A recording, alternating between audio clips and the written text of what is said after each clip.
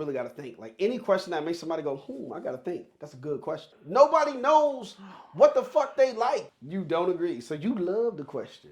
Nah, I didn't say that. What is a boring question when it comes to getting to know someone? So what do you like to do for fun? Here's why. It's because I treat it just like asking a woman to smile. You don't ask a woman to smile. You give her a reason to. In most cases, you taking a natural interest in somebody, you'll get answers. I've dated people and it was like, you know what I noticed? You don't ask a lot of questions. No, because you giving me enough information for me to just tennis match ping pong that back so that we can just keep this going. You're going to tell me at some point, oh, well, I used to do this thing. What was it about that you loved? You're already telling me shit. I can lead you into that same thing without asking you directly. So what do you like to do for fun? It's goobery. When I can do it in a much more smooth, effective, natural, potentially sexy way. Probably sexy. Oh, wow. Anytime somebody asks you that, you be like, there was no other way you could have did that. If you always qualifying, it's going to come out naturally. If they're giving you real boring shit where you're fishing for everything, this conversation is already boring. Oh, I just left an event. Oh, what kind of event was it? Oh, it was a Kung Fu event. Oh, you into Kung Fu. I didn't have to ask, well, what do you like to do for fun? I just found out. It comes out naturally. And personally to me, that would have been too many steps to get to I like Kung Fu. I don't know why I'm picking Kung Fu, but that's too many steps to I like Kung Fu. And they could have just said, I just left the Kung Fu event. Sometimes people also got to think, am I leaving a person room to have more detail here? Or am I making them have to fish too hard? Am I making them have to do too much work to get basic shit? They're not trying to find out your deepest, darkest secret. They're trying to find out your favorite color. After I get you comfortable to the point where you like, damn, I'm talking about, my childhood. Then I go, so what's your favorite color? Like, damn, nigga, the fuck? That's when you got to take it on a ride. It's all supposed to be about fun. What do you like to do for fun is one of them. That's all I have. That's all you got? Please pause the video so I can gather my thought. Simple question. I said, how you gonna make a face about it? I said, because we talked about this before. And you forgot what I told you. No, I want the people to know. The people do need to know. Even though I don't agree. You don't agree. So you love the question. Nah, I didn't say that. You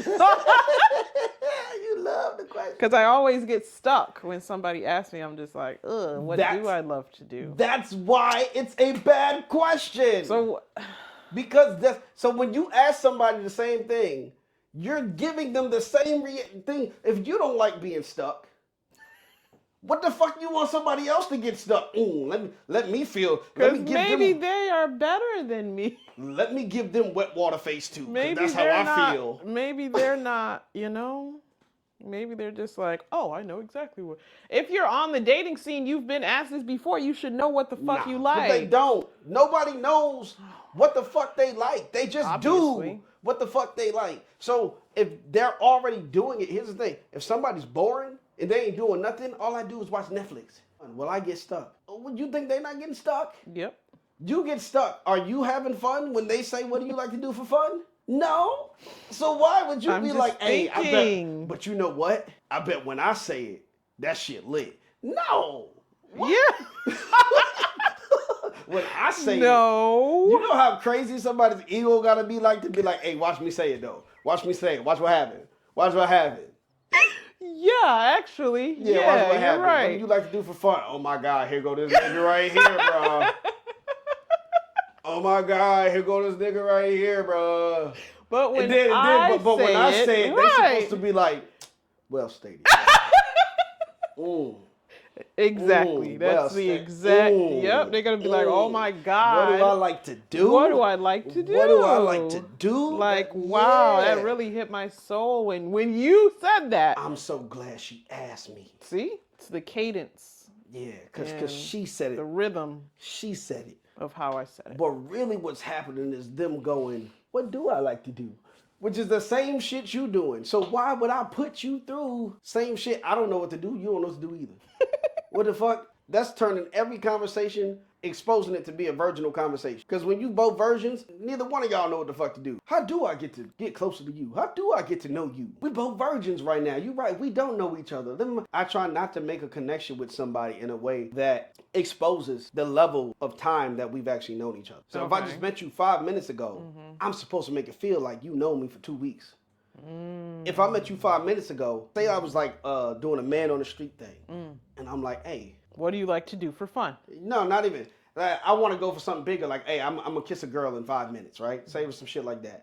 When I go to kiss the girl, I don't say, hey, so I know we just met 5 minutes ago, but you want to kiss? She's like, wait a second, nigga, we just met 5 minutes ago. No, this is no longer just fun. And hey, I kissed a guy 5 minutes before, a fun story I can tell. It's no, I'm consciously doing some shit that sounds kind of weird.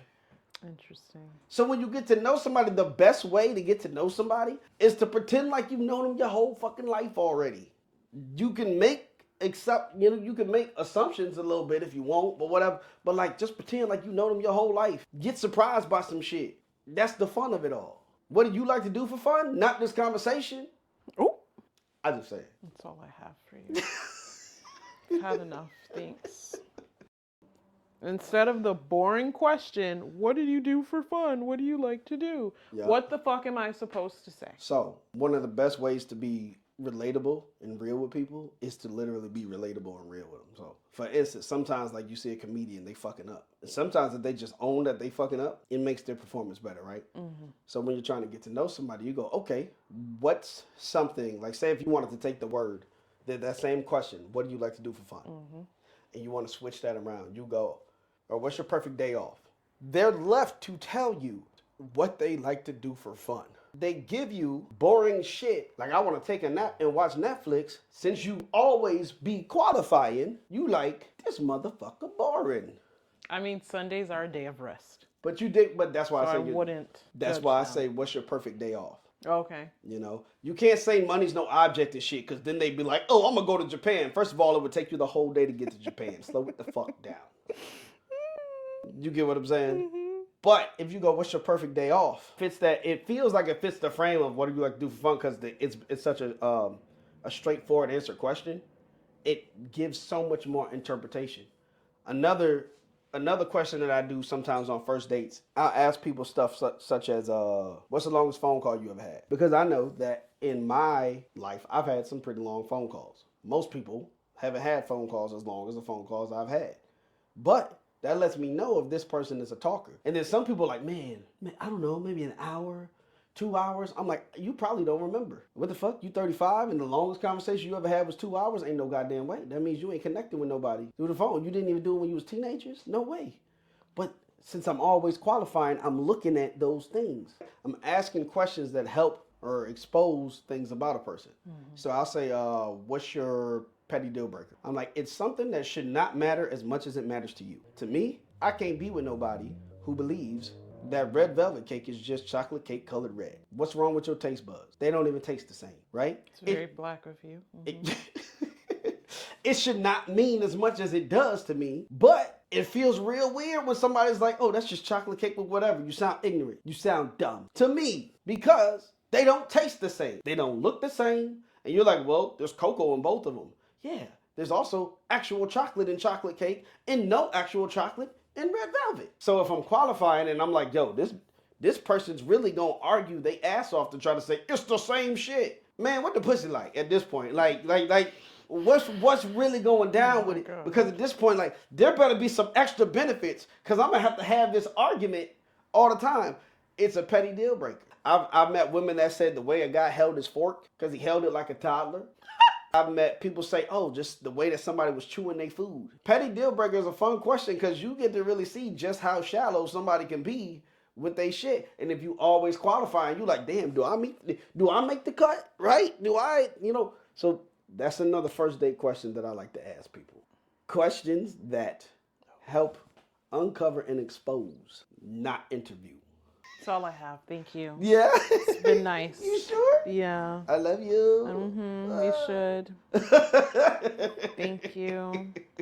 Another first date question that I like to ask is, what's something you wish you knew less about? Like one guy was an engineer, so he worked a lot. And everything that he talked about a lot of times was bridges. That was a lot of his conversation. And nobody's interested in bridges but him. So he was like, I wish I knew less about bridges. And what it does is a lot of people really got to think. Like any question that makes somebody go, I got to think. That's a good question. What's something you wish you knew less about? Everybody can tell you something they wish they knew more about.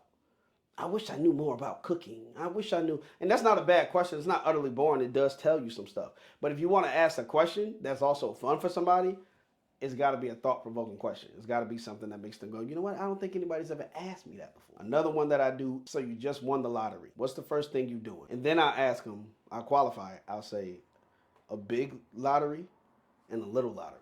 Say you won $2 million versus $10,000.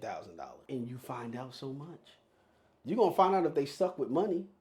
Because they're going to be like, first thing I'm doing is taking a vacation. You ain't got no debt you should have paid off before you went to Japan, my nigga. That's all I'm saying. Like, that's all, you know. What was that, 4? That's 4 first date questions you could get. And they don't even got to be on a date. They can be while you're getting to know somebody. The fact of the matter is, they are all better than a standard interview question. Mm-hmm.